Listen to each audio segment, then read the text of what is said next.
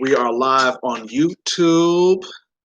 Facebook is just constantly do not want me to go live. Ladies and gentlemen, welcome to the Lawyer Henderson Show, a special addition to our channel. Basically, my homegirls want me to talk about black male-female relationships today under global white supremacy, and I basically will do that. Now, y'all need to go and tell Facebook they need to let me back in because I felt like I got banned or somebody hacked my account for the reason, a lot of reasons that, spitting the truth, speaking truth to power, and that happens. But today we're going to be talking about black female relationships under global white supremacy. And of course, you already know that that's going to be the topic. And we're also taking your calls at 516-418-5867. If you want to call in, I don't push your arm in to talk about, anything, but we have gotten a significant amount of great audience that have been calling since I've been on the air.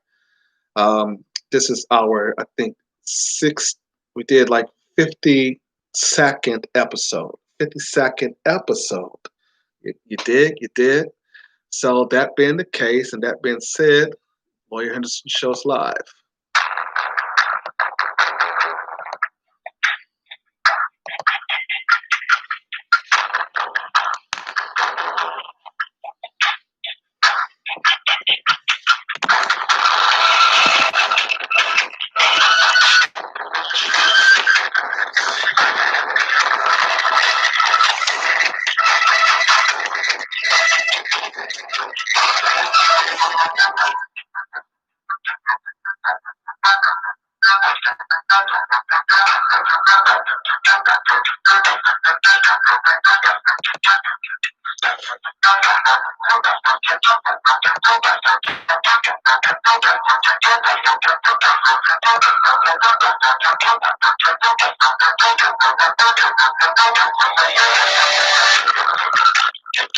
516-418-5867.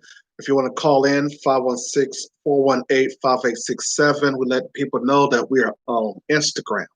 We're letting people know that we are on YouTube Live. Don't forget to hit that thumbs up button on YouTube. Don't forget to subscribe to the YouTube channel. Don't forget to hit that thumbs up button on YouTube. Don't forget on Instagram. Don't forget to basically tune in and also support. Hit that thumbs up or like like our page, Instagram, like that thumbs up button on YouTube. Subscribe on YouTube. I see you on Instagram.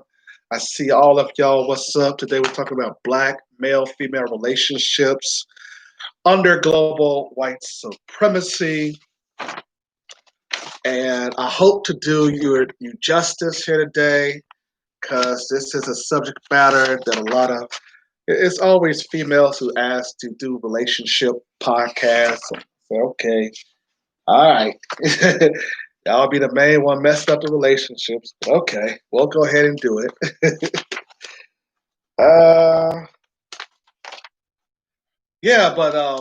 We're still looking in the situation of this controversy over Ice Cube and DL Hughley and everybody who basically is coming out and they're upset with Ice Cube because of his contract with Black America. And it's a lot of craziness going on, but we're going to try to do a podcast on that as well. Again, probably next week or sometime down the line, of course. And also, you can also find a reversion of this or us basically. There's if you go to Blog Talk Radio /Cinema Sync Pictures, after you wait about 30 minutes, 15 or 30 minutes after the show, you'll get to hear the show again. So a lot of my audience be like, yeah, I want to hear this again. I want to hear it again. Because, Lawyer Henderson comes with the He comes with all of the game. He comes all the game that he spits. You know what I'm saying? Is true. It is true. And so we're on Blog Talk Radio, and that's what's up. That's what's up. Um,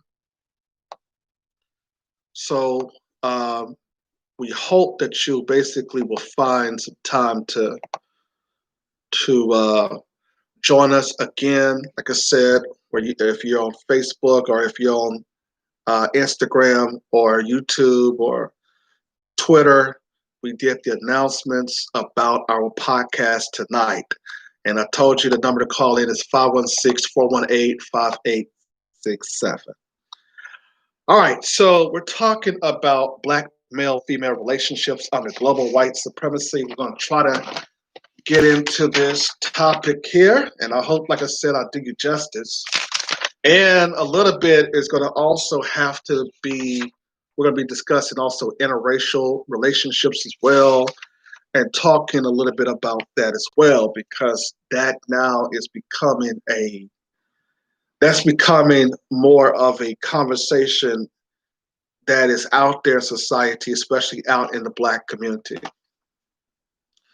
So I want to start off by saying that black male-female relationships under global white supremacy is a difficult undertaking because you're in a system that basically oppresses us. And one of the things that you have to understand is that the system only gave us jobs, okay?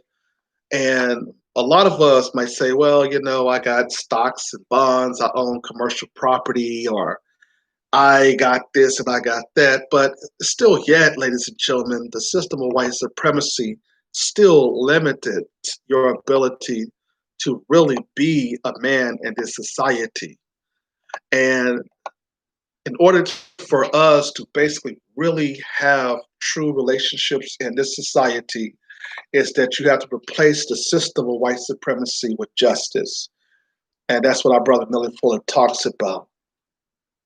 But our ability to love, as you know, that black men and black women, of course, basically have the struggle of getting to, being together, staying into relationships together, being a couple that, that wants to grow and develop. But we have a system that basically interrupts that ideal. It interrupts that concept. We can start back in the history of when in the 1960s when we were segregated. Remember, our marriages were at about 87%.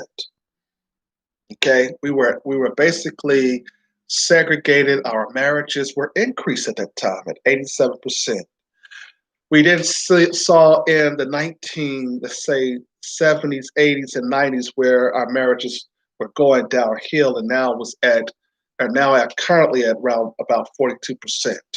Okay, and this is because we got so many things that we thought integration was going to give us. We had certain types of black people during the civil rights movement wanting to fight for interracial access.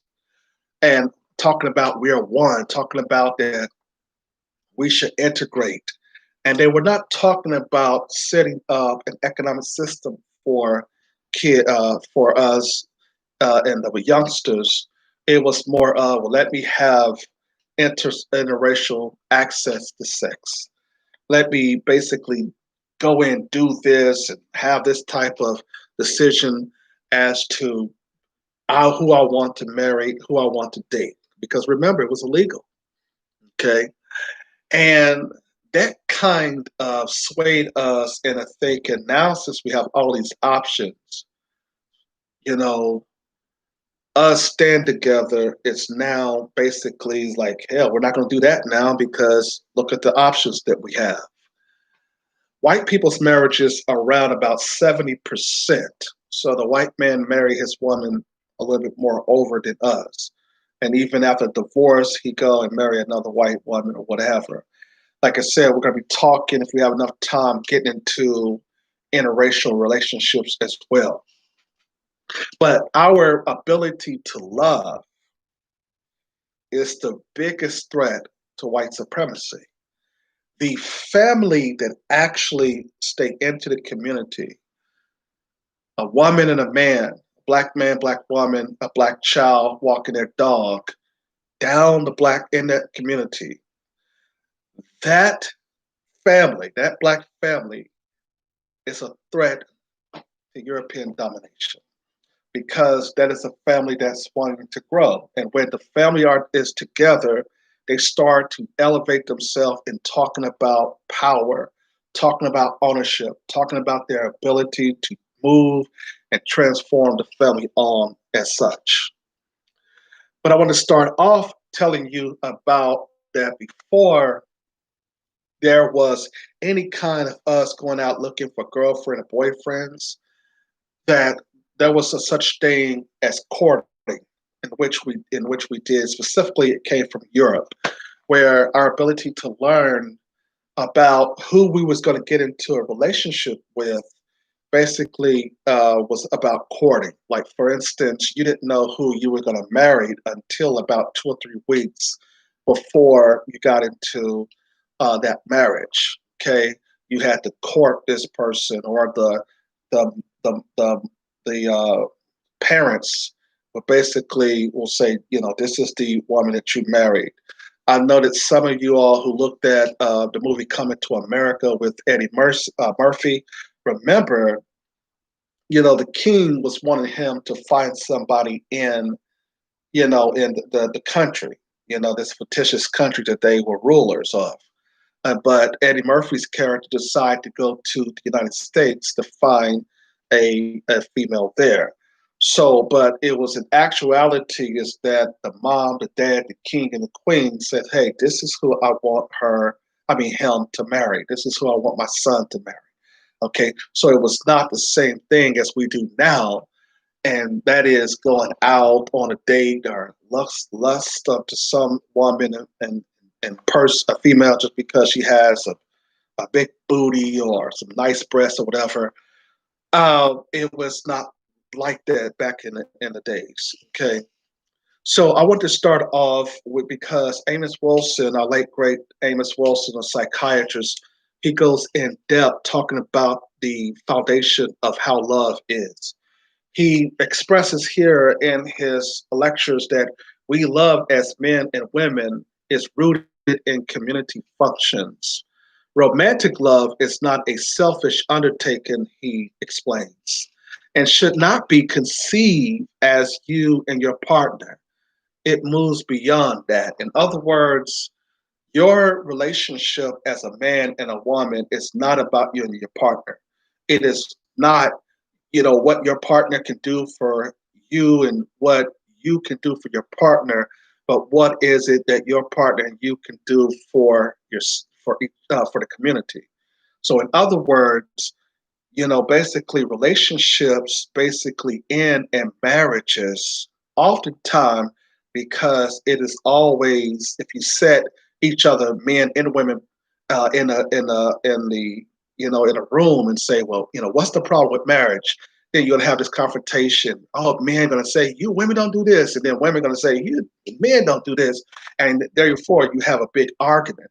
That's because that is a relationship that you're undertaking on a selfish kind of love relationship, because you think that your relationships is all about you and your partner, and they're not.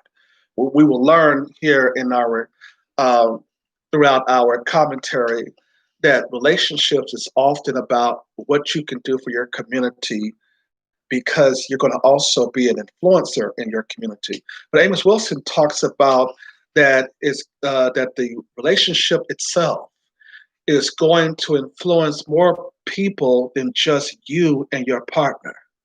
It's going to influence a whole community, and consequently, the community will concern itself with the call to the nature of love, the so-called nature of love. In other words, your community is concerned with your relationship.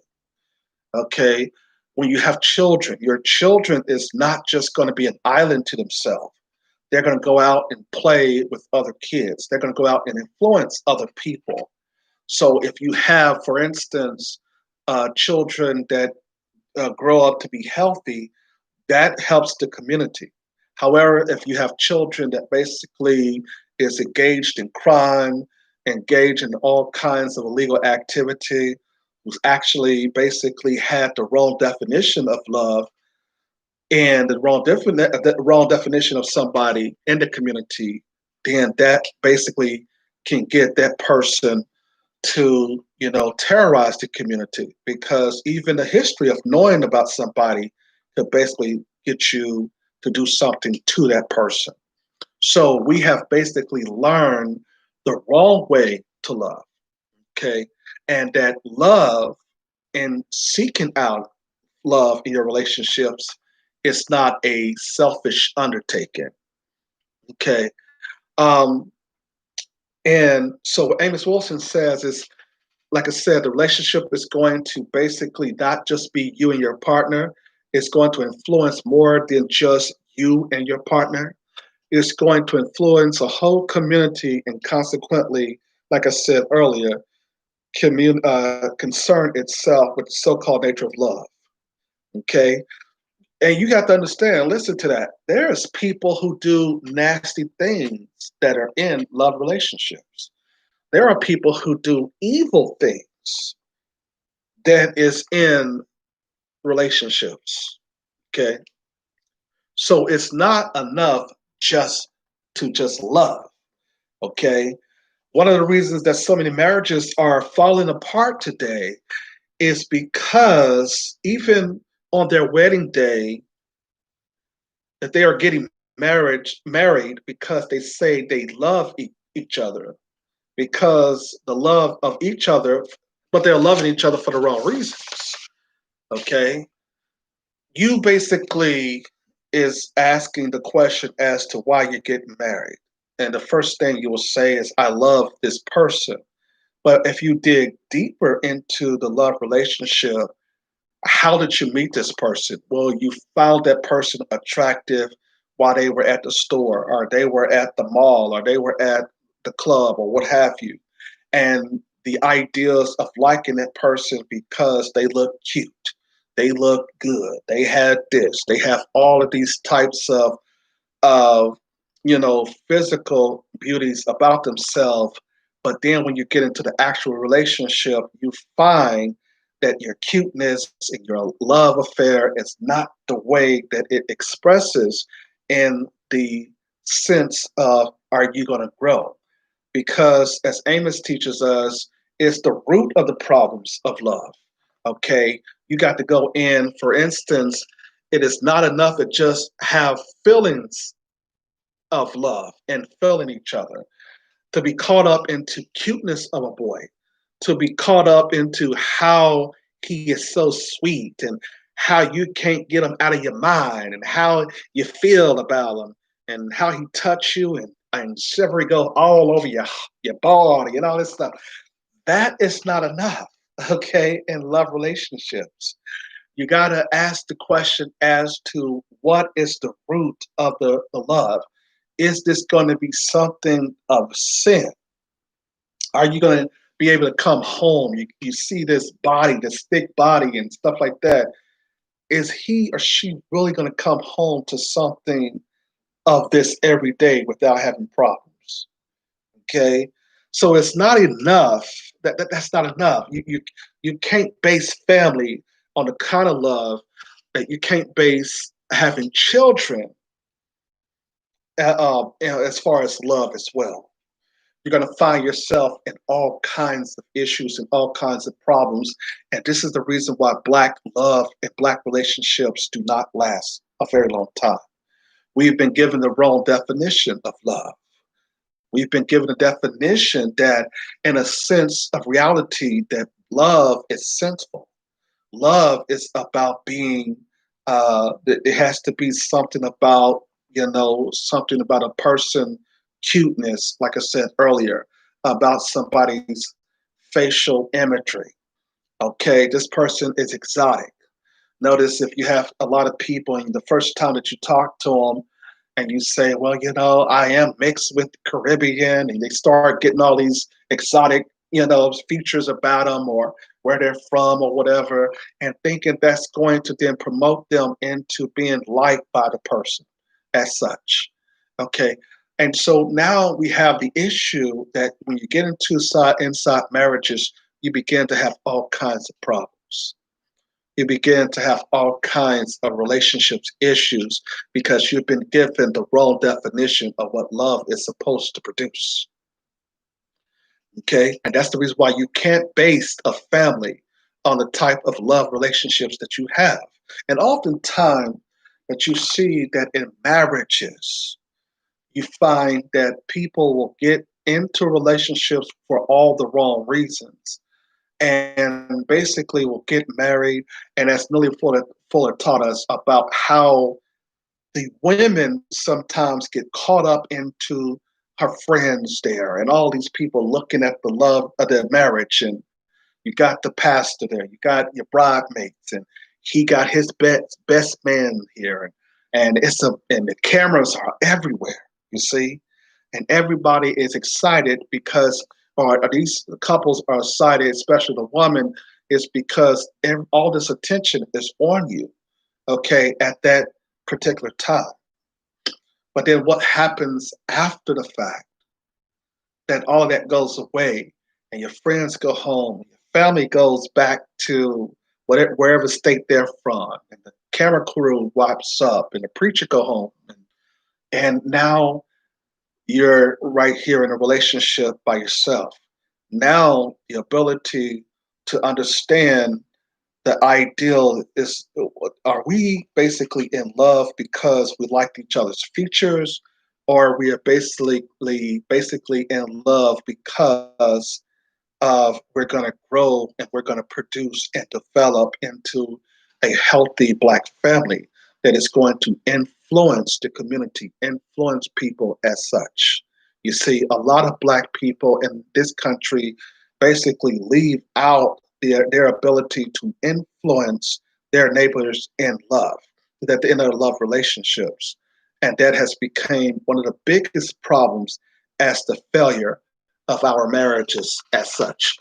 We will talk then about that the unhealthy love relationship, that love growing out of hate and showing out of resentment are growing out of unhealthy situations, is a relationship that is bound to end in marriage and divorce.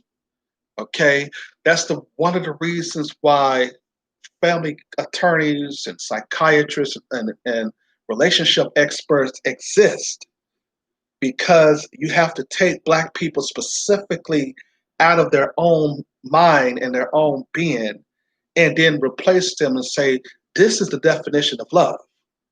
And that's not true.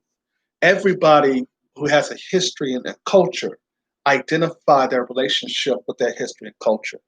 You cannot then adopt somebody else's history and culture and psychology and then throw it up on yourself and then think you're going to have the ability to love another person, specifically a Black person. Okay? So when people give you the wrong definition of yourself, give you the wrong definition of what's going on in society, then you lose your information about what you're supposed to produce in a marriage. Are you supposed to grow as far as building? Are you supposed to develop as a man, as a woman, as such, have children? What are the duties and responsibility of your love relationships? What is your responsibility in your community? Okay. We have a lot of women out here within our community today who basically get into relationship with boys who are happens to be grown men. Okay. We even have certain these women who will then what? Take these older adult boys, not men, but older adult boys to the park so they can hang out with their friends, on the street corners with their friends, or over their homeboys' home, or what we call a field trip. He's on a field trip. And basically, he is not wanting to engage into what it is to change and transform his community and the behavior of those community. He's basically on the field trip to what? To bring all kinds of issues, all kinds of conflict within his own community. He is there to show that he resents another black person. The resentment comes then that he brings all of that energy into the community where he never be able to grow himself. And therefore, since he is not growing, the manhood within himself to teach other young boys to be men will not grow. And that's the reason why it's dangerous for women to think that they can only just raise a man by themselves. Remember, the men that you're raising right now as women, you basically are is supposed to then in a relationship teach them how to then grow and be a man. But a lot of women do not have husbands in the home that is going to be able to teach these men to be men. And then yet you wonder why there's an argument within the black female community about your daughters not having husbands. You must recognize then that the wrong information and the misguiding of thinking that you can raise a man, anybody can feed a child. Anybody can do that. Anybody can give it a roof, can give it a home. Anybody can then send it and go into the educational system where they're constantly miseducated and then basically say, okay, he's grown now. But where is the men who's supposed to basically teach them how to be a man and how to understand manhood? You had, of course, Judge Joe Brown here, along with Tariq Nasheed and the Foundation of Black Americans, where Judge Brown was talking about manhood, okay, and what the definition of manhood is. But Neely Fuller teaches us under the system of white supremacy is that the black man cannot be a man within a system of discrimination and a system of oppression. That his manhood is often destroyed the minute he tries to be one. That's the reason why you have the white supremacists, the police officers who come into our neighborhoods. And then you have G Funk and all these other guys. They sitting there terrorizing community, shooting and firing at each other and going and dealing and engaging in all kinds of foolishness and silliness, okay, and destruction. And here come the white supremacists coming to the community and they say, all right, enough of this foolishness. Now, who started it? And then everybody's like, hey, man, hey, who started it? The white supremacists will treat you and ask you the same questions like the white female teacher who's misrepresenting you will ask the same thing in preschool or in middle school or in elementary school. Who started it? Why did this happen? Why did that happen? They do the same thing with those men in the hood as such. So, in other words, Dr. Umar Johnson is right when he basically says that the white woman in the school and the educational system miseducate black kids, and her man then, as he grows up, is now ready to put him in jail and prison as such. Under the system of white supremacy, the European, of course, in this world makes up only 10% of the world's population. And 90% of us, of course, is basically listening to them as to what manhood is really supposed to be about, which is pretty much unconscionable for a person like myself and others who tries to educate our people. How is it that a 10%, a minority, can tell you what love relationship is supposed to produce? Okay, we got a lot of people who basically out here, like I said, who don't even know the true definition of what love is supposed to produce in a relationship, in a marriage. Okay, a lot of marriages that we're seeing now is becoming, instead of some of us, of course, in the black community, we recognize that if we just wait a little bit, to get married, we find in our 50s and 60s that that might work. In other words, in our youth and in our 20s and our 30s and 40s, we played around. We had different types of love relationships that didn't work out. And then you say, you know what? We finally try to find someone who basically we can basically commit to. And then we see that that love relationship sometimes work after we have grown and experienced different types of relationships as such. I want to come back to that here because I think that we're going um, in a little bit too deep and heavy for you, and we have to unpack a lot of things. Um,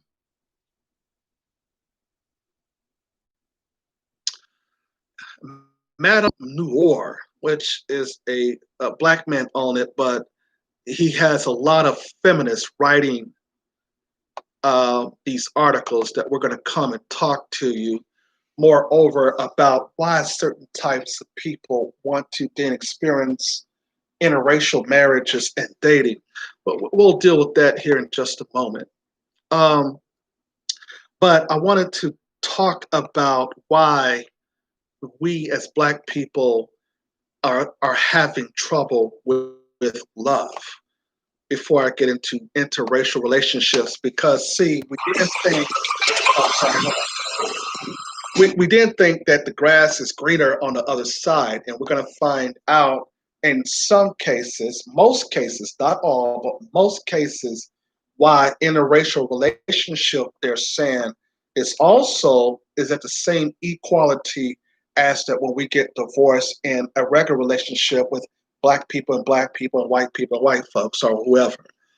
Um, we have here Ebony magazine, which we try to tell women a lot of time. We try to specifically tell Black women that you cannot listen to magazines and relationship experts that is basically sitting behind these desks and think that they're going to give you true positive information about your ability to save marriages. Okay, here is, for instance, Ebony magazine did a article and it says Black love, 5 tips that will transform your relationships. Already that is misleading. Transform your relationships. Okay.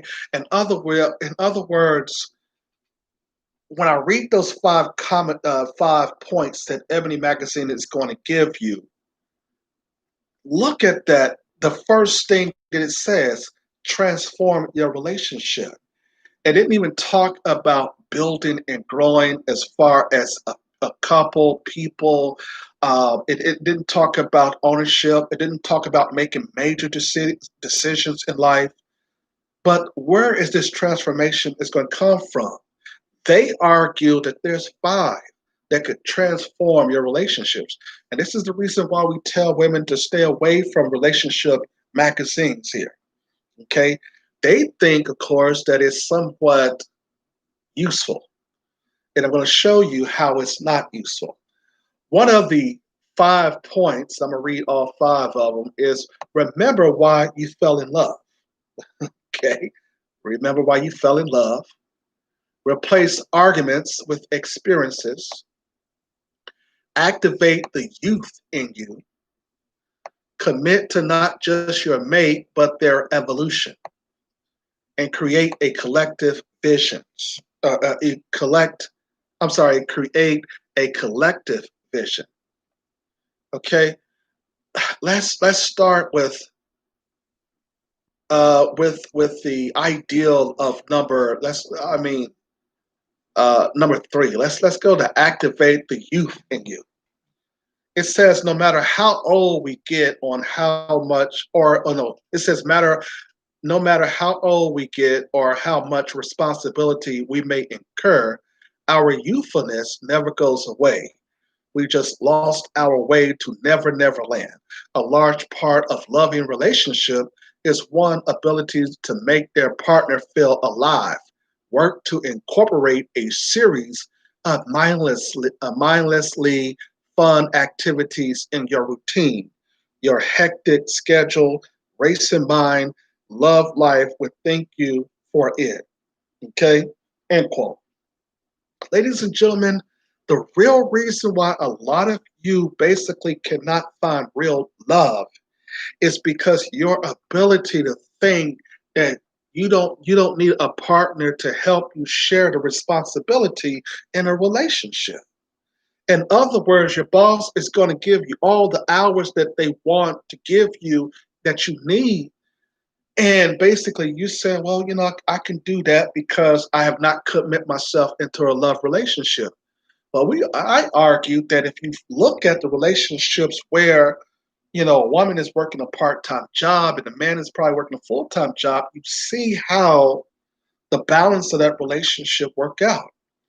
There's also marriages and relationship where there's a stay-at-home mom, okay, and how that worked out for her to just sit home and raise the kids while the father is bringing in the and the winning, getting all the money and the resources or what have you.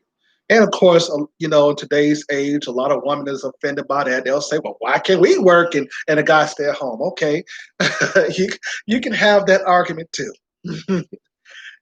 But my point is that that one of the couples or one of the persons is at home, okay, and taking care of the responsibility. But the problem is that we both are still working too much that we don't interact as such as well.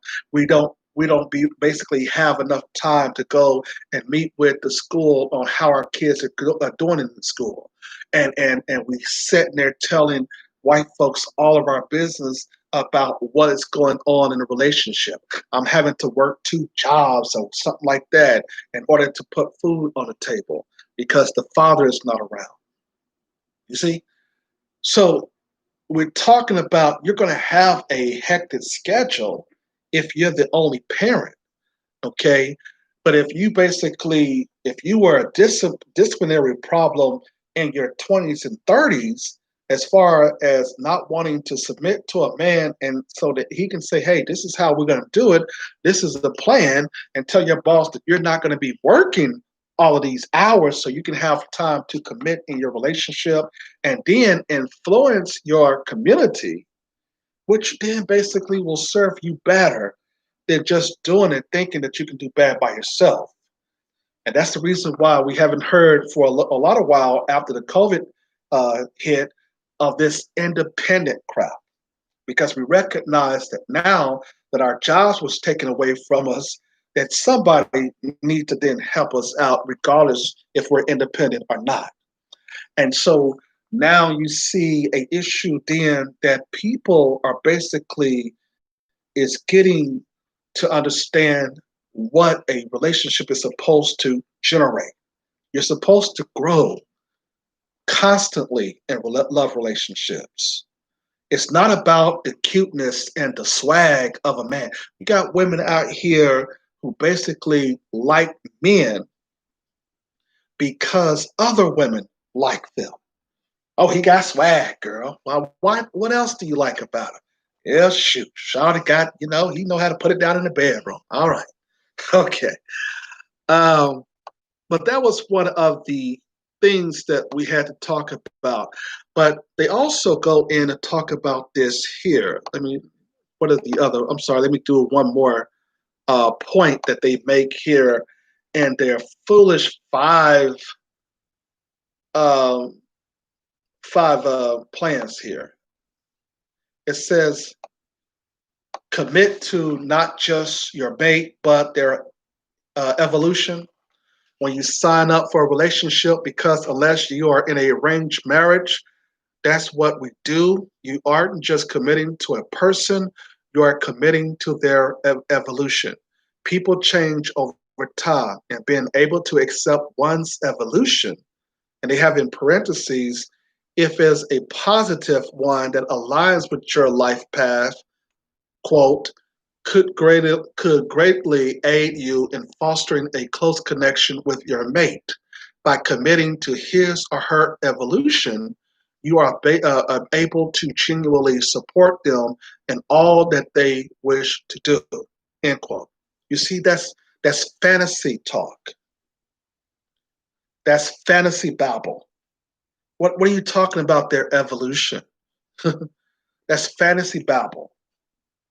You got to understand that it has nothing to do with connecting to your mate specifically, but how you and your mate what influence a whole community.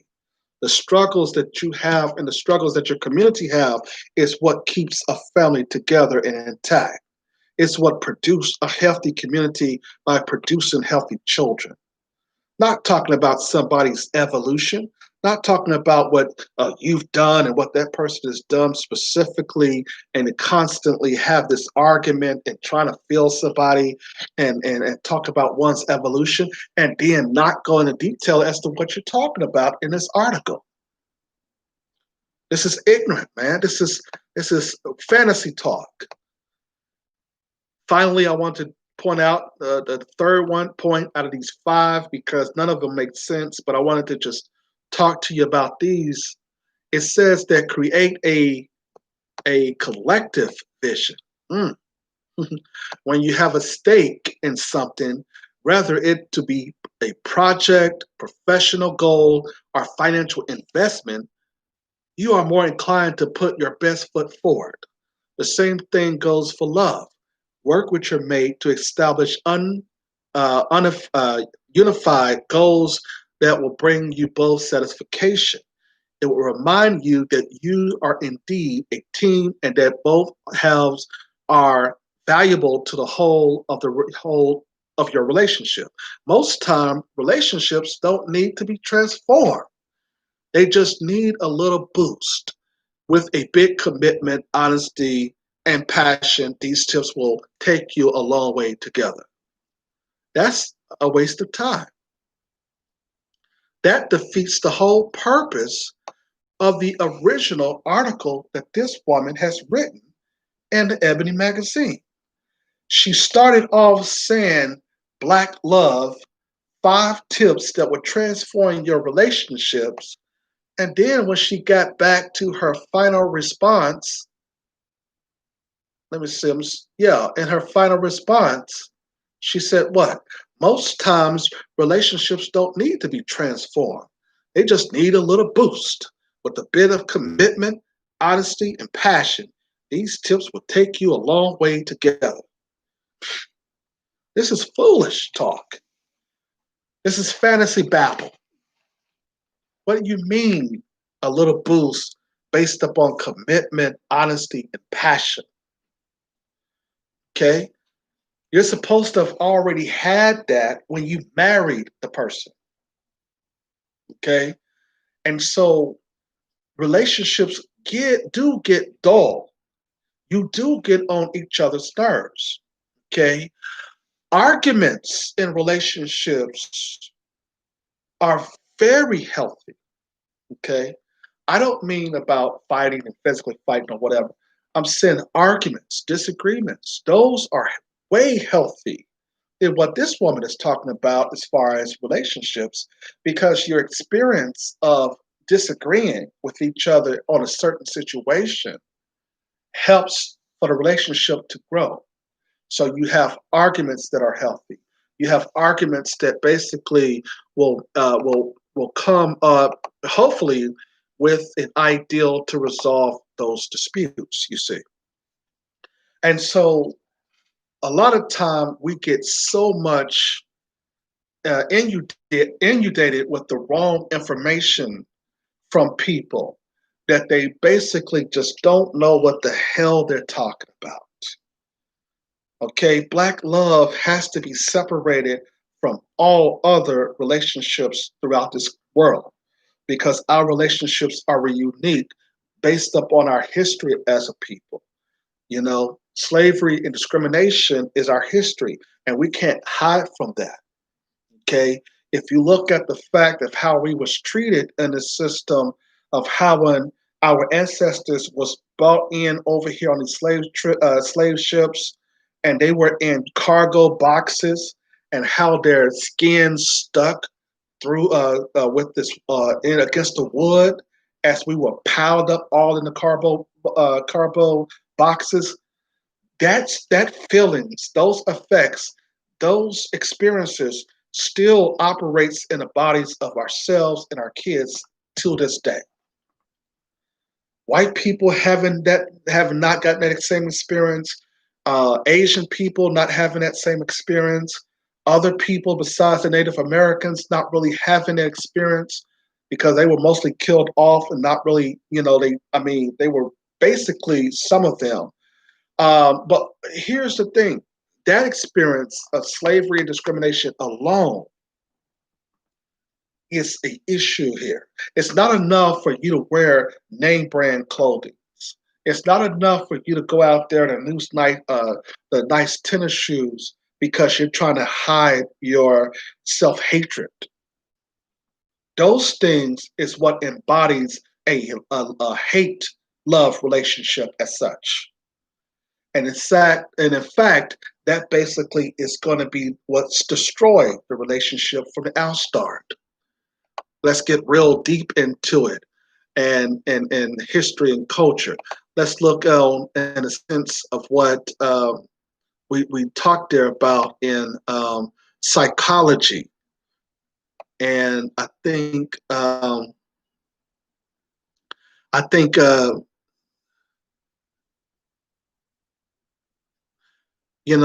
issue here is what Sigmund Freud calls all love relationship contains ambivalent feelings. Among Freud's various discoveries was that ambivalence involved in all close and intimate relationships. While we may consciously feel genuine and realistic loving towards a spouse, partner, parent, or child, things are never exactly what they seem. In the world of the unconscious, beneath even the most loving and caring involvement are feelings, fantasies, and ideas that are negative, hateful, and destructive. Freud recognized that this mixture of love and hate in close relationships is a part of human nature and not necessarily pathological. It's not necessarily pathological, you see? In other words, Freud is describing that just as you can love a person in a relationship, you can also have a what? A hatred for a person. Okay? You can also have a hate love for a person. You can have a history of people saying all these bad things about you. And yet that then means that, okay, well, since I know that this chick is a hood rat or she's sleeping around with a lot of people, or this dude, he's sleeping around with all these women, and basically, he's giving them this disease and that disease. In other words, the type of history that people know about you can also produce a hatred and a love relationship that could also be towards you as hateful and resentful. Okay, so Freud teaches us that you can basically like a person, but how is that love relationship, as he described in psychology, is it helping you? Are you in this relationship because you love a person because they are good in bed? Or is you in relationship with this person because they basically can get you to grow and think? Okay. In other words, Amos tells us also about the situation of why so many of us want to get rid of friends. If that friend is telling us, man, you need to stop smoking, or you need to stop drinking, or you need to stop, doing this or partying and having sex with all these people. 9 times out of 10, as he described, is that's the people who are our real friends that we really want to get away from because they're speaking truth to us. They're basically letting us know what responsibility is necessary. So we get away from those types of people. In fact, we actually don't even want to grow with those types of people. We don't want those people giving and putting in their 2 cents about our love relationship. And so those are the people, of course, who we get rid of. Excuse me, let me fix this phone. Oh, I'm sorry. Those are the people who we first will get rid of in our friendships, in our relationships, because they're teaching us what is negative about this relationship or what is negative about what we're doing in this particular situation. We talked there, of course, also about people deciding that now that they have been into relationship with black love, you see, this society has to teach us to do the wrong thing. It has to keep us out of our mind and give the wrong definition about being black so that we can hate each other. You know, that family that, like I said earlier, that walks down the streets with the husband and the wife and the black child and the dog, the family dog. Like I told you, that family is a threat to white supremacy because that family is going to be more focusing on how to build and how to grow. Okay. Whereas you got some single parents who are basically thinking about trying to send their kids to school, probably from one neighborhood to the next, and then are working 2 jobs where they're not able to go to a parents teacher conference, you see. That's the reason why a two family love relationship and marriage is way dangerous in the black community. And that's the reason why this system worked to keep us divided, giving us wrong information about the roles that we should play in our love relationships. Men wanted to be women, women wanted to be men. You get a lot of issues as far as nobody knowing their roles. And then every now and time again, you think that the only way to basically, control your woman is to slap her around and as such. And so now it becomes now domestic dispute, domestic violence, and then you run into the white folks, and they're the ones who created your problems in the first place, you see. The love relationships is basically when we are taken outside of ourselves, when we basically been replaced and basically are out of our mind.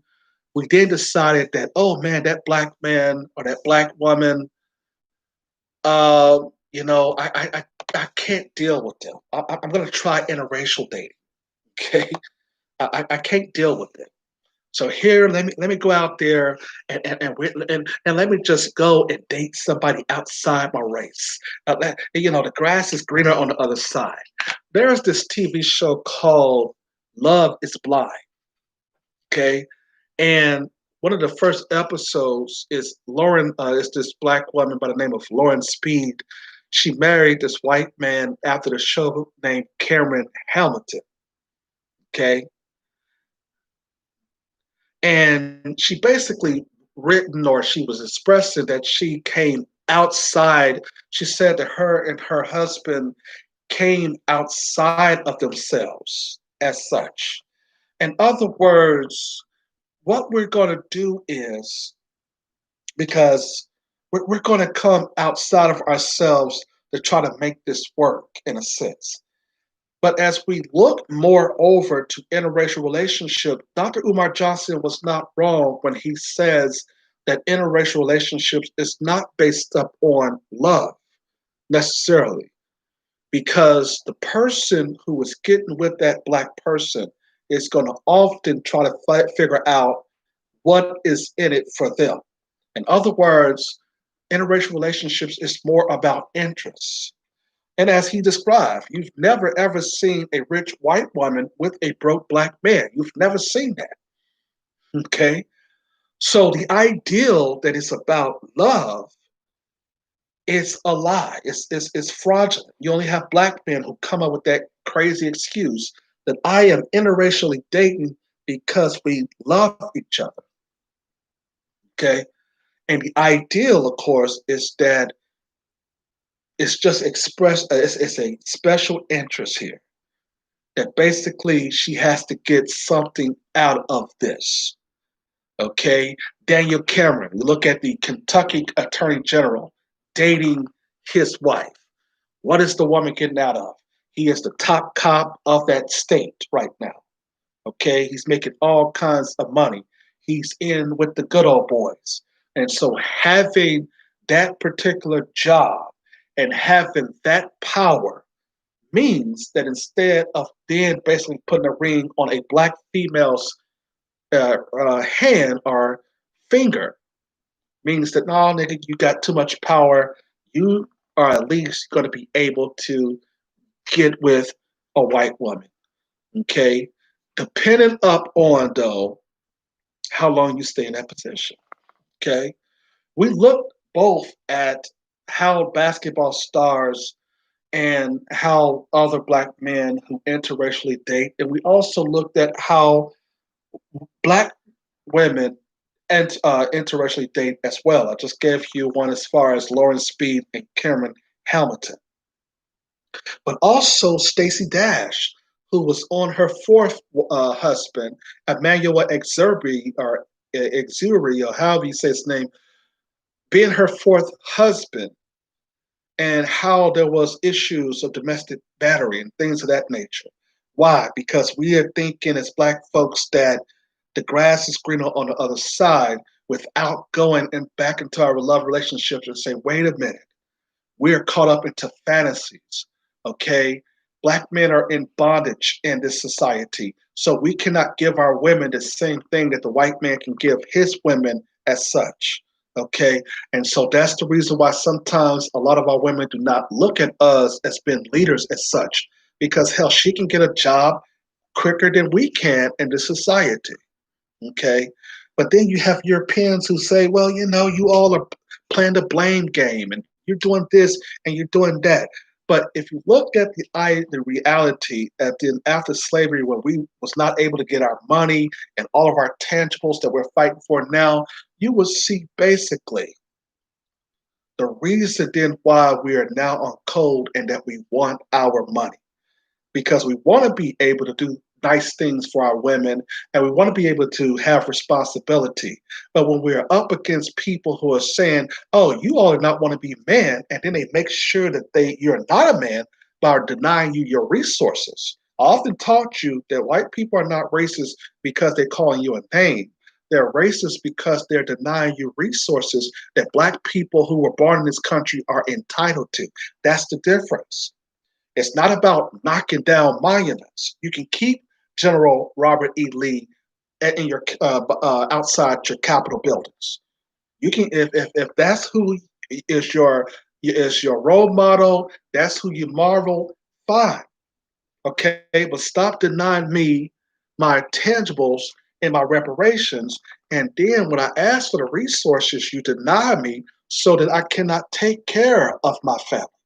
And that's exactly what this society don't want to confront.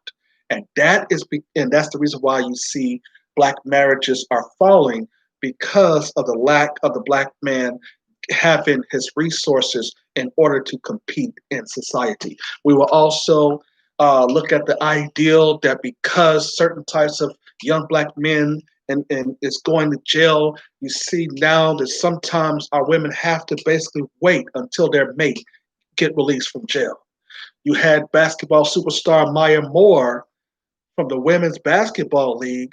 She helped a black man get out of jail, out of prison for a crime he did not commit, and later basically got married and is about and raising a family now. You see, our women have to basically find their husband sometime in prison. Okay? White families don't have to really necessarily deal with that kind of issue. Okay? But we looked at interracial relationships and marriages, and we find that there's high divorce in interracial love relationships as well. You understand? A lot of the divorces, remember Paula Patton when she divorced Robin Thicke, back in 2015? Jacob Feischl, Facial, whatever, however he says his name, he got divorced from his black wife. Okay. You look at Tiger Woods, I think he had some issues there. Stacey Dash.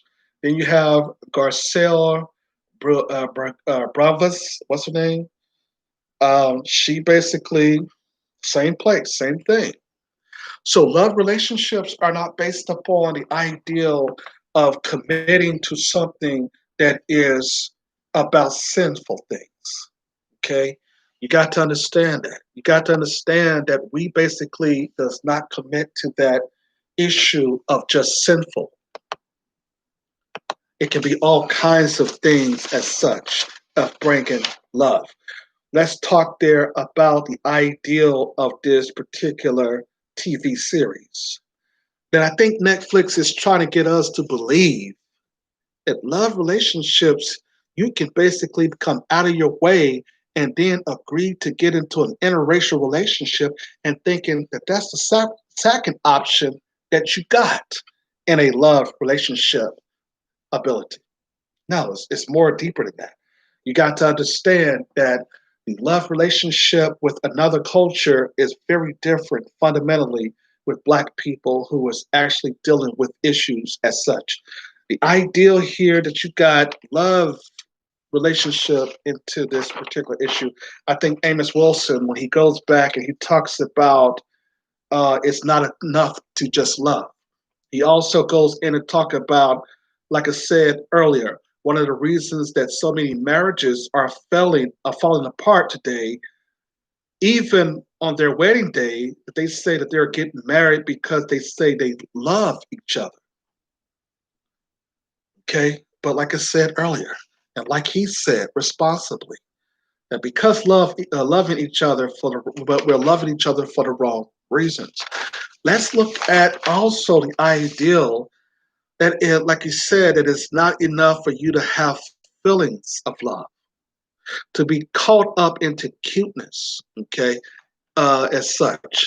I want to also talk now about how Millie Fuller tells us and teaches us that relationships and marriages are often a fraudulent situation where he defines and he decides to tell us that relationships are not really um, a undertaking into which has any real value. Because see, it used to be a time where um, people who were in relationships, the local sheriff and the local police knew that you were in those love relationships. It was basically something that you knew about the person because the person grew up in your neighborhood and in your community. Your mayors in the 1930s and 20s and 30s as such, you went to high school with. Your your city councilwoman you went to high school with. The person who basically was who would be your coach or your principal, you grew up with them, okay? And so you knew about them because you were raised with them, you were raised in the same community as such. Now you have an issue where, of course, as we pointed out in earlier commentary, where you have now recruitment from police officers coming in coming from other countries. We heard about the gang unit in Los Angeles as such. People who basically is coming into a community that they're not from to police. And that right there is dangerous because this community now is disrespecting the police because they don't know the people who are in those, who are policing them, who comes from outside neighborhoods and outside the nation, you see. So now we have an issue here that the community now have a lot of negativity, you have a lot of issues, you have a lot of problems, and therefore you now begin to get the wrong definition and wrong information about love. And then that caused all kinds of problems and all kinds of issues in the Black community as such. Okay. And so therefore we if we and note that if we had the true definition of love, that we basically will be able to do everything that we can in order to then deal with the true values of how Black love is supposed to be represented in the Black community so that we can grow and build as such. All right, so let's go to the phone lines. Area code 305, you're live with Lawyer Henderson. And what's your name and where you calling from? Hey, this is Deity. Hey, how are you? Hey, what's up, Deity? Hey. Great. So, sorry, go ahead. No, I was going to say, yeah, speak up a little bit so I can get you recorded here. You hear me? Yeah, so what aspect? Yes, I can hear you. Can you hear me? Yeah, go ahead. Okay. Okay. So what aspect of the Black relationship are you speaking? Okay. Yeah, you said what now? No, yeah, go ahead. So what aspect of Black relationships are you speaking on today as far as how it correlates with white supremacy or yeah, I don't want to go off topic. Yeah, exactly. That's what I'm speaking of.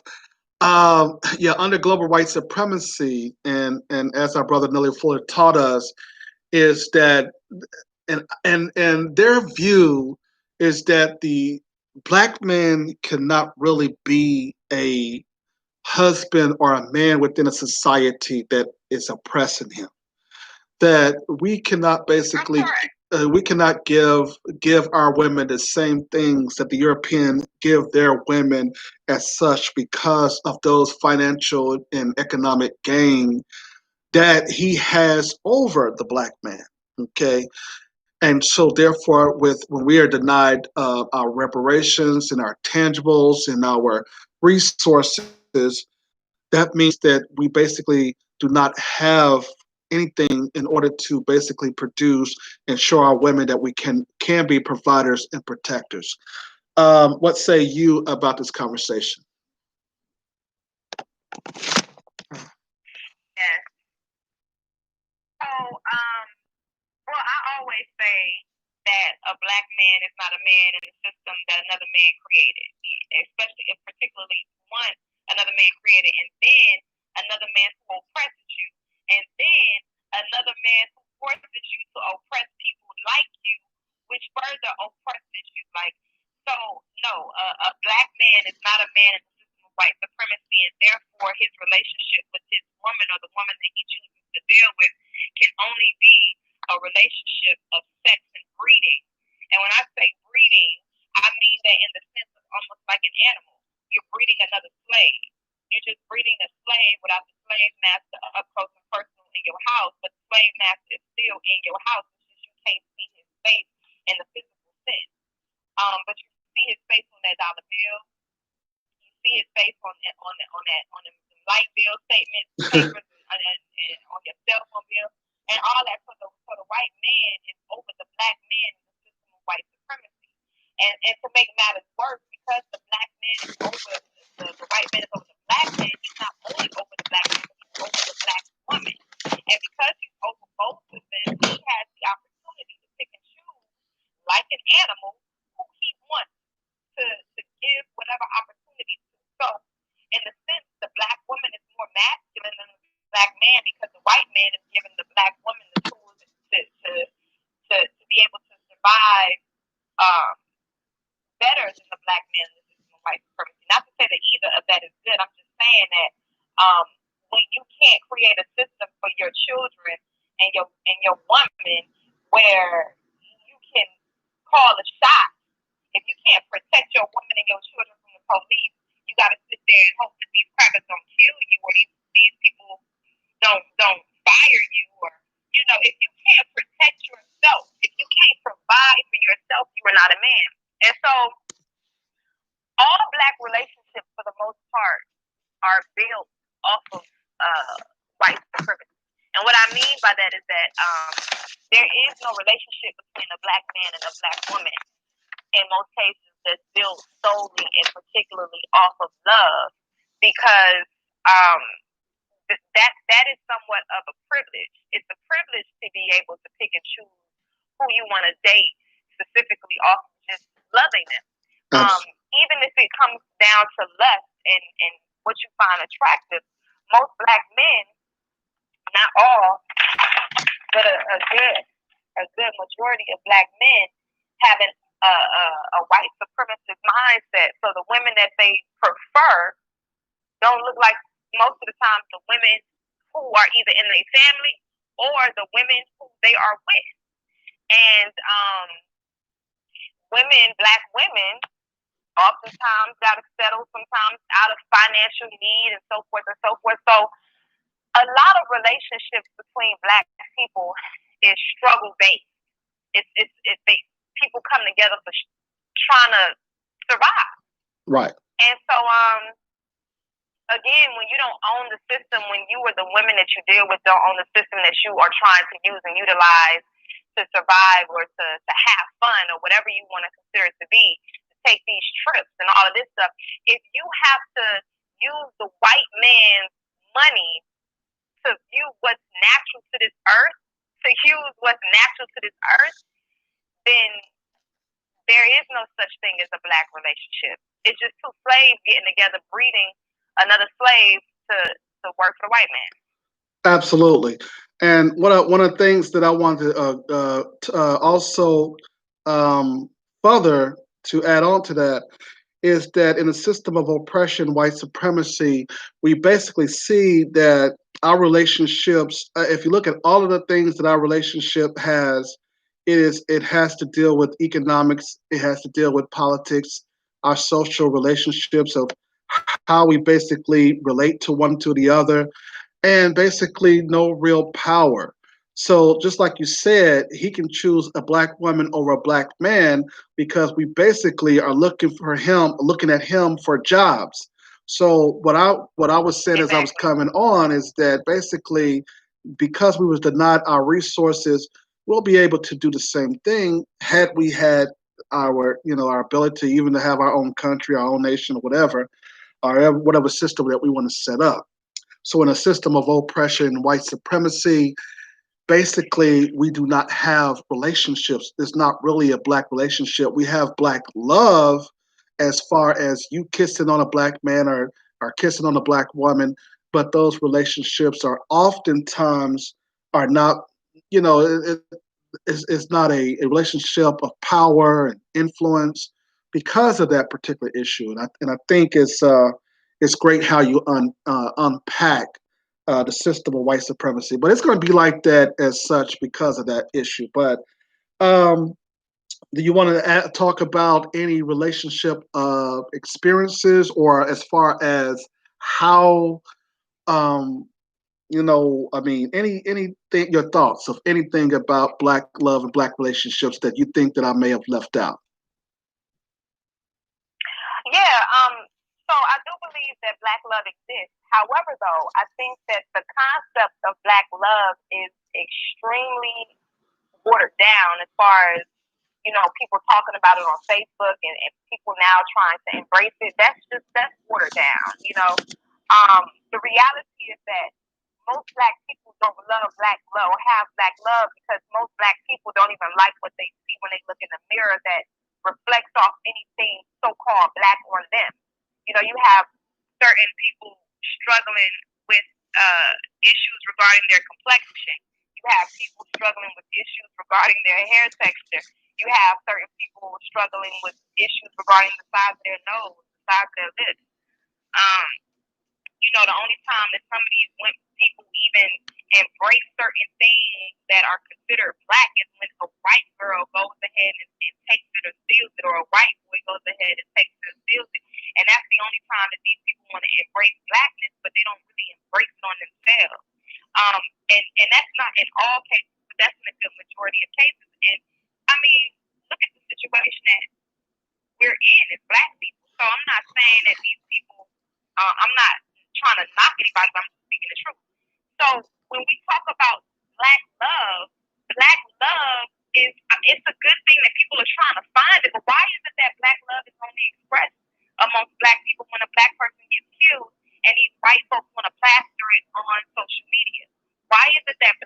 only gets expressed when a white person calls you a nigger or say they don't want you in your area. If people really love being black people wouldn't be trying to integrate. So when we talk about black love, it's just not as real as social media tries to perpetuate it in real life. Once you get outside of the social media world, you got black people that look at another black person, you say hi to a motherfucker and they looking at you like you crazy. So that black love ideology or that idiom is not really real. Right. You have a lot of black people that, like I said, it's not love. A lot of times it's lust. Black people have had to utilize whatever endorphin that they can to get them high for the moment, because most black people have hard lives. I mean, going to work every day on these people's jobs and not knowing if you're going to get fired and having to kiss ass and having to watch your back. Mm-hmm. I mean, you smoke, you get high, you drink, you have sex. That's not love when you're looking for to another black person for a lustful reason. That's you trying to, clear your mind. Absolutely. You know what I mean? So unfortunately, because we're captive in this, not we, but because black people are captives in this system, anything that makes us feel good and that's good for us at the same time is not. That's not. It's a privilege to be able to have that. And in order to have that, you have to know who you are and you have to understand that the system is not for you. But anytime you are doing something that makes you feel good within the system, white supremacy is not good for you. So a lot of relationships that black people have is based on lust, is based on finances, it's not based on I genuinely love this black king because I'm a black queen. And I say the king queen thing just loosely. I'm just giving you an example. I don't even like for a person to call me queen because I feel like it's bogus as fuck. But most black people don't have that. Damn, this is a beautiful black queen. This is a beautiful black king. Oh, we finna make some beautiful black babies, and we finna be wow. That's not the thought that black people have when they go into union with each other. Right. That's not the thought. That's a privilege. So, yeah. Oh, wow. Okay. All right. So let's talk about the interracial relationship thing. Because I know that we have a lot of, like I said, a lot of black men who date outside their race, and then you have some black women who do as well. And that is self-hatred. But what else do you think that the grass is green on the other side? And tell us why the grass is not green on the other side. Well, the grass could be greener on the other side. Very well, very much so. I mean, it just depends on the experience. A black person dating a white person could definitely have a better experience in certain circumstances if you're looking to, move around to a certain extent comfortably within the system of white supremacy, because the system is built for the white South that you're dealing with. Mm-hmm. And so, therefore, if you're navigating behind that person, and they kind of like block all the blows that's coming at you, then yes, in that sense, it could be an easier road than if you were dealing with another black person. If you are trying to navigate within the system of white supremacy, if you feel the need to be up under white folks.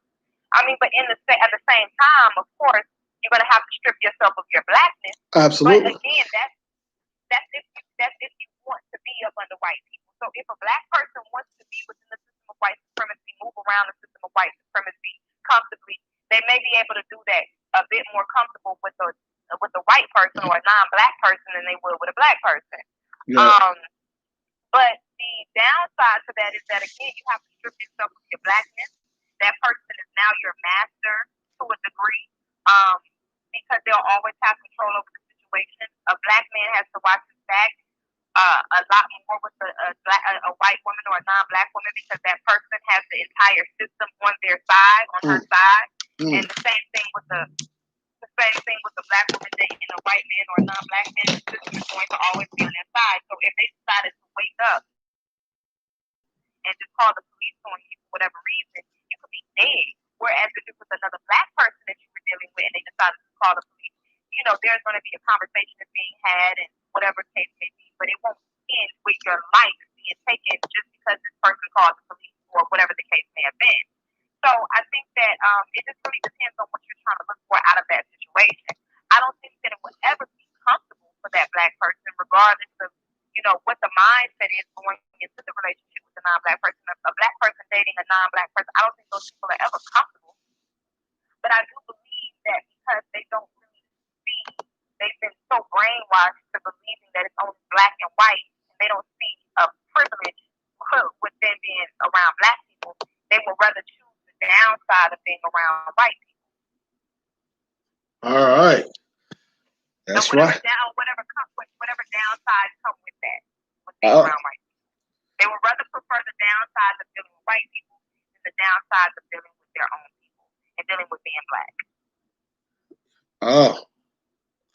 Yeah, that's true. As I was coming on, we were talking about certain types of couples, and like I was saying, I don't know if you watched this Netflix Love is Blind, but I was like, oh my God, that is the wrong concept to talk about, saying that love is blind. I was about to get into why that was the wrong concept before you called, but it's just, I don't know. I mean, yeah, you're right. They can have some experiences when they get into interracial relationship, because there are certain types of things that when you're in a with white people that you may be exposed of, or you can do, and basically you may feel like you can do a lot because you're with them, because they're the one that has the power. So yeah, you're right about that. And so for some of us, interracial relationships does work as such. And whereas with a black person, you basically limited. You're scared. You're walking. Like I said, like you said, hell, almost about to get fired around here. you know, that remind me of all of the, when people, when you're gonna get fired at a job and everybody's quiet and just looking at you weird. Yeah. But what else do you want to say? You want to unpack? Do you think basically that, let's say, if the system of white supremacy was replaced with a system of justice, what do you see as far as how that system will run? You think that black men and black women will be able to get along more over, and as what such, as far as their attitudes? That's a great question. I'm gonna give you an answer that I don't think anybody has ever heard of before, and if they have, they don't hear it on a consistent basis. Okay. There's no such thing as a system of justice. There's going to have to be one race over the other. The reason why is because we're different. We're a different humanoid species, and so therefore, what it takes for me to survive, it doesn't take for this person to survive. And naturally, even for coons, you're going to gravitate more so towards your own race, because it's a part of survival. It's a genetic survival thing. And so if the black race was at the top, the white race would be at the bottom. And as a matter of fact, the white race would die off because we're so strong in comparison to them genetically and spiritually, that they wouldn't be able to survive under what it is that we have going on. But because we are so strong as a race of people, genetically and spiritually, we can survive under their shit because they're weak. It's not a good form of surviving, but we're able to survive and we're able to make it through. Also, we make it through with a lot of bullshit. We're still able to make it through because we are stronger than them. We're stronger than what it is that they can put out. Whereas if the tables were turned, they wouldn't be able to survive under us because of how strong we are. They wouldn't be able to adapt to us because of how strong we are.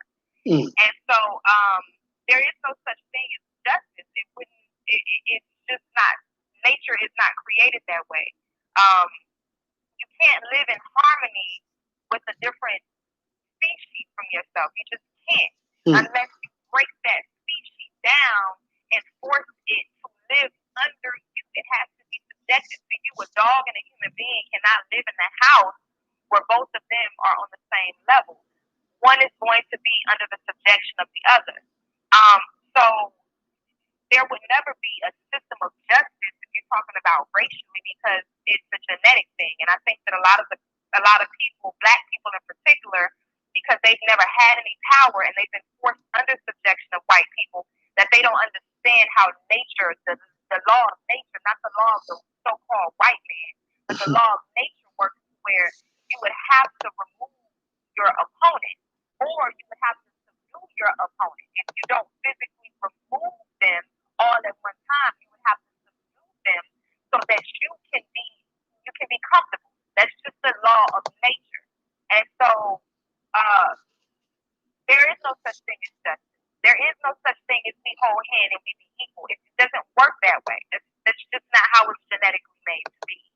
That's the reason why these white folks are doing all this stuff to block out the sun, and because they died from the sun. They died from anything that, for the most part, that helps and nourish us to grow. You know, they trying to play God because the real God is killing them all. You know, they have to create chemicals in order to keep lice and ticks from, eating up their scalp. They have to create, like I said, this mask over the sun so that it doesn't burn them. That's the reason why you do have white people that are now able to live in Africa and able to live in Israel, because at one point the sun was just beaming and there were no chemicals that were putting masks in the sky over the sun that was blocking out the sun, making it easier for these people to move around and to navigate. Right. So they have utilized, again, the system where it makes them comfortable, but it's killing us off. Right. And so if we were in power, it would kill them off and it would make us comfortable. Even if black people wanted white people to be comfortable, it wouldn't be, because you got a lot of slave-minded black people. It wouldn't be the case because, again, we're different. What it takes for us to survive, it would kill them. Interesting. Like I said, like being in the sun. Yeah. Wow. Yeah, I mean, yeah, we basically is a powerful people, but we don't know about our powerful, our might and our will and our strong, abilities to do things. We just basically just try to compromise, trying to integrate, trying to be like them. It's just, come on, man. All right. Yeah, and the reason why, Lawyer, and we, me and you, and a couple of other people out there, we know the truth. I mean, when you've been subjected under these people's rulership, again, it's your enemy. I mean, the 48 laws of power is, if I can't kill you and defeat you in that way, I have to conquer you. And so when they conquer our mind, it's no longer them having to do so much of the physical work. It's just like with the dog. If you have a dog on a chain for so many years, and when that dog is a puppy, right? Right. When it gets off the chain, it goes and it runs away, But as time grows and time goes, that dog knows that if it keeps running away and it has nowhere else to go to get food and it has to come back, if it comes back to you, you're going to beat its ass. As time progresses and that dog becomes an old dog, that dog is not going to run anymore. Even if you have the chain removed from its neck, it's going to stay put because, one, it understands that it has to get food from this owner, and then two, it understands that it might face an ass whooping because it needs food, so it can't go anywhere else. And that's pretty much what black people are. We're trained animals. Like, officially, we're in a zoo. We're in the white man's zoo, and we're walking around like boring lions that are subdued and brainwashed. It's almost like these white folks have injected us with some type of chemical to keep us from beating their motherfucking ass. Wow. Or from taking over, or, from using our melanin and from using our power. They have literally infected us and injected us, and we're moving around, dressing like them, walking like them, talking like them, and they're looking back at us like, because they haven't, you have to keep in mind, they have not been oppressed. So these people, the veil is not over their eyes. They're not looking at us like we're looking at them. And when I say us, I'm not talking about me in particular, but because I am of the so-called black race, I'm going to say us just to keep it simple. So they're not looking at us like we're looking at them. They have no veil. They have not been oppressed by us. They have not been oppressed in this system. We have. So when black people see white people, we see people. They see just the opposite. They see their enemy. Okay, so all right, so we only got about 25 seconds on our air. So what I'm going to do is I'm going to hold you over because I'm still on the YouTube live, okay? So just hold on for a little bit, okay? All right, ladies and gentlemen, on for my podcast, we're going to wrap up the podcast. We're going to keep on with Deity on the line. We're going to roll this over to the YouTube podcast if we can, and we'll go from there. Are you still online? Hello? Okay. All right. So go ahead. Go ahead. Yeah. So, they don't see us the way that we see them. So everything that we see with them is the opposite with us. So we see them as people that we can be friends with. They don't see it. They see us as individuals that they can usurp from and then kill off. They're looking at a way to try to get rid of us or to take from us. That's all it is. And that's how it's supposed to be. Wow. Because it's nature. When we're not meant to, they're afraid of you because they know the power that you possess. They know what it is that you're supposed to do. But when they sit back and they see how friendly you are, they're looking like, wow, this motherfucker is really conquered. Like, you're really broken. And so pretty much that's what they see when they see us. And that's the reason why I don't really talk about all this race stuff to so-called black people like that anymore, because most black people are just brain dead. Like, they're colonized, they're gone, they're injected with whatever government cheese, chemical that these white folks, whatever flu shot, medicine, whatever, these white folks can inject them with, they done literally just got them zombied out. Wow. All right.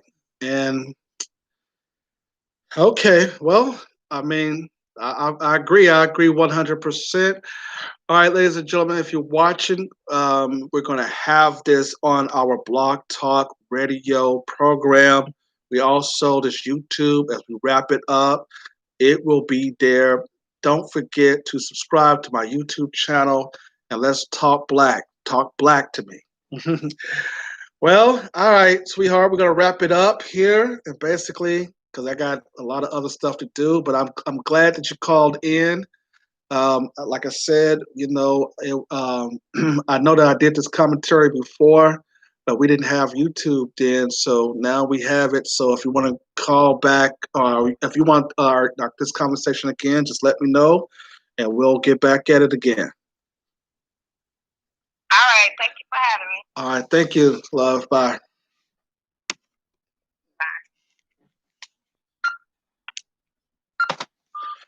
All right, ladies and gentlemen, we are wrapping up the Lawyer Henderson podcast show.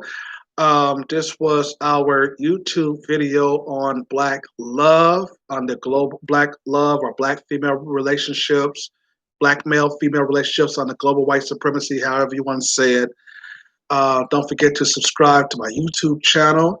Don't forget to also, if you would like to support the channel, I am going to ask you to just look at the comment page, and it will show you where you can send a cash out to us to help to support the Lawyer Henderson show. I'm Lawyer Henderson. I'm your brother.